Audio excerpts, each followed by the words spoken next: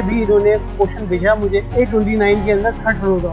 مجھے انہوں نے کہا کہ آپ پیمنٹ کرو میں آپ کو قبضہ دیتا ہوں. کھا گئے. تو ہمیں پتا چلا کہ راتوں رات اس نے جو ہے اپنا دفتر خالی کر کے صبح فجر کے وقت اپنی دفتر کے سارا سامان لے کر پتہ نہیں کہیں روپوش ہو گیا.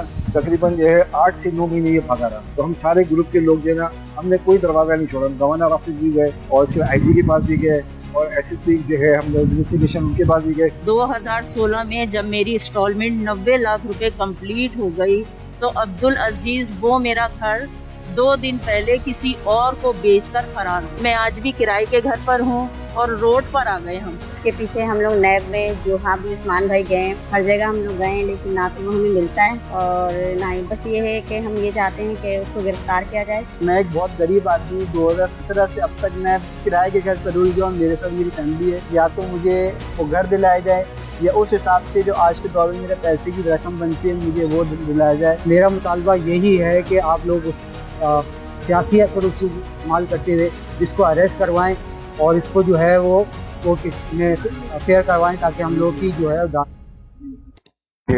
نیو مدینہ ایسوسیٹ کے جو عبدالعزیز بلڈر ہیں ان کی وائف اور ان کے جو بیٹے سب انوالو تھے فراڈ میں. تو آپ سب متاثرین ہمارے پاس 2 مہینے پہلے تشریف لائے تھے اور کوئی 35 کے قریب یہ متاثرین ہیں اور جن کے کوئی 12 سے 13 کروڑ روپے کا کلیم ہے. اور یہ کافی پرانا ان کا مسئلہ چل رہا ہے. 2016 سے ان کا کلیم ہے جس پہ یہ لوگ کورٹ میں بھی گئے. کیس ان کے حق میں ڈگری بھی پاس ہوئی ہے, ایگزیکیوشن بھی پاس ہوئی ہے, بٹ قانون پہ کوئی عمل درآمد نہیں ہو رہا ہے. پولیس ان کا ساتھ نہیں دے رہی ہے. ایف آئی آر کے باوجود روپوش ہے بلڈر اور اس حساب سے قانونی کوئی بھی ان کے حساب سے کوئی نہیں عمل درآمد.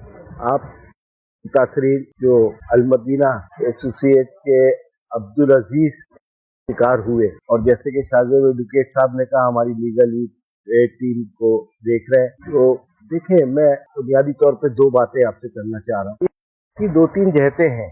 ایک تو یہ کہ کچھ لوگوں کو مل گئے, ایک یہ کہ ایک ہی فلیٹ کئی لوگوں کو بیچا گیا اور یہ پریکٹس نے کئی اور جگہوں پہ کی اور اس طریقے سے جو خود کسی پراپرٹی کا مالک نہیں ہے. اور ایک تیسری جہت اس کی یہ ہے کہ آپ میں سے کچھ لوگ کورٹ گئے اور کورٹ سے آپ کے حق میں ڈگری مل گئی.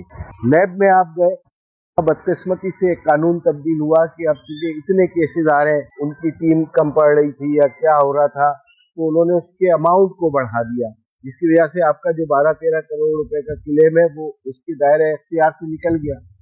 ایک وفاقی متوسط کا بھی ایک پورشن باقی ہے. لیکن جو چیز اب میں آپ کو بتاؤں کہ اور آپ کو ہی نہیں بلکہ اس ویڈیو کے توسط سے میں کراچی میں رہنے والے ہر اس فرد سے یہ درخواست کرنا چاہوں گا کہ آپ کے یہ بڑے حق حلال کے پیسے ہیں جو آپ کے بچوں نے کمائے یا آپ نے کمائے یا اپنی پروویڈنٹ فنڈ کے پیسے اٹھا کے لگائے.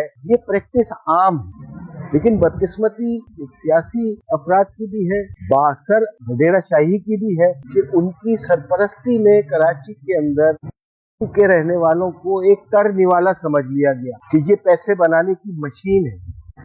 ایک میڈیوٹر کے آنے کی وجہ سے, ایک جماعت اسلامی کے بیچ میں آنے کی وجہ سے لوگوں کے مسئلے حل ہونے شروع. تو انشاءاللہ ہم کوشش کریں گے. اس کیس کو شاہزیب ایڈوکیٹ صاحب دیکھ رہے ہیں. میں اپنی ٹیم سے بات کروں گا اور آپ میں رہیں.